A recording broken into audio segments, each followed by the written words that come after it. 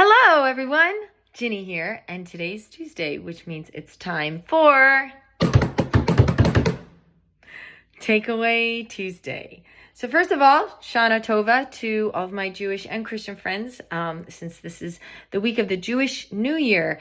And so today I'm going to bring up a topic that has been coming from my church, from my senior leadership, Dr. Robyn Kassas, because we are entering the new year, and that means our church is giving words for the whole year, and I'll be giving some words for the arts. So my word today has to do with taking down the high places in the arts. Dr. Robyn has been talking to us about how the Lord wants us to take down the high places in our lives. This is something that the Israelites were never able to do for whatever reason. Now, the high places were where they went to worship pagan gods. That's what pagans used to do. They would set up high places, worship their gods there. And a lot of Israelites got tempted into this practice, and it became a stumbling block for them.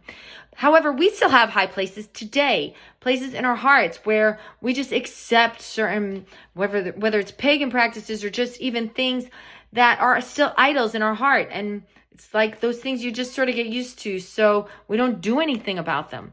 But the Lord is looking for those who want to be his bride. His bride cannot have high places. We have to be singular for Jesus. So I've been asking the Lord, what are the high places for your artists?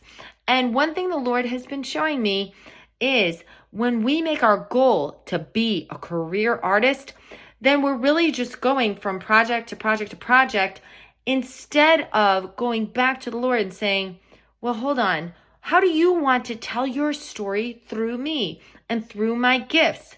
Instead of just using your gift for whatever project is going to pay the bills. Your gifts are way too precious for that. Your gifts are so influential. They are so moving. They have an ability, you have an ability to use them to draw people in a direction toward a belief system, toward even an emotional state. They are precious because they're an expression of your soul.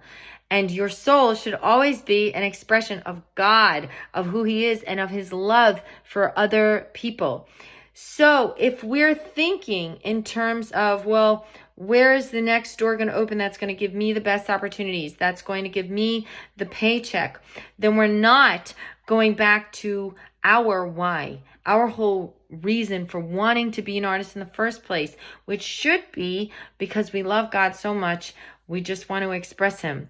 Now, one thing also Dr. Robyn has been talking to us about is that God wants to tell his story through you, through me, through each one of us, and through all of us as a whole. But we're always thinking in terms of, well, what's my story I want to tell, right? What is my dream? But what if God wants to tell his story? What about his dream? How can we be a part of that? That's where I want to be. And I'm not saying my heart is fully there, but I'm asking him to sanctify it so that it gets there. Now, as artists, that means we want to take our gifts and put them on the altar, not because, we just like, okay, God, burn them, kill them, whatever. But we want to offer them to the Lord and say, how do you want to use them? And then he can do so many beautiful things through us. But instead of looking for the next job and going from job to job, I believe the Lord is leading us to say, look for the people who are going to be those with whom you create, the like-minded believers who have the same goal, to magnify the Lord, to tell his story, to seek him first, to say, well, what are you saying? And this is also why we need to be connected to the church, and in my humble opinion, the prophets, because we want to know, what is God saying in this season that I can express through my art, okay? And it's so important to have those people, to have leadership who you're accountable to, who's also supporting you, building you up and encouraging you, and like-minded artists, okay? When we do that, I believe we're going to start to find a unity that's going to give the Christian artists so much more power behind what we do. So I want to encourage you all that when we get back to the why of why we do this, why we love being an artist, it's really because we love God. That has to come first. Then let him be Lord over the what and over the how. And I don't want to steal Pastor Nate's thunder. That was a word from him.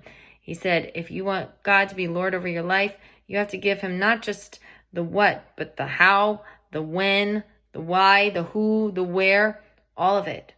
So I want to encourage you guys, submit all these things to the Lord. And if that means you have to wait a minute before you do another project, it's okay. Because our whole purpose of being is simply him. And whether it's using our artistic gifts or not using our artistic gifts, it is for him to be magnified in us through relationship, through serving your church, through serving others. But I believe once we get back to that core of our identity in him and our character and who he's created us to be, he will use your gifts. He will, but we have to go back to our whole raison d'etre first, right? So anyway, I hope that gives us something to think about. I know that was just a little snippet. It was a little deep and I could expound on it, but we try to keep these things short for Takeaway Tuesdays. So hope it gives you something to think about. And Happy New Year. I hope you have a beautiful week, an inspiring week. And go check out Torque New York season casting is happening this weekend. So if you go to our website, our church's website, torque.org, torcc.org, you can also sign up for the conference online. And I highly recommend it because it's going to feed you for the whole year. So be blessed. Have a beautiful week. And I hope you'll tune in next week for another Takeaway Tuesday.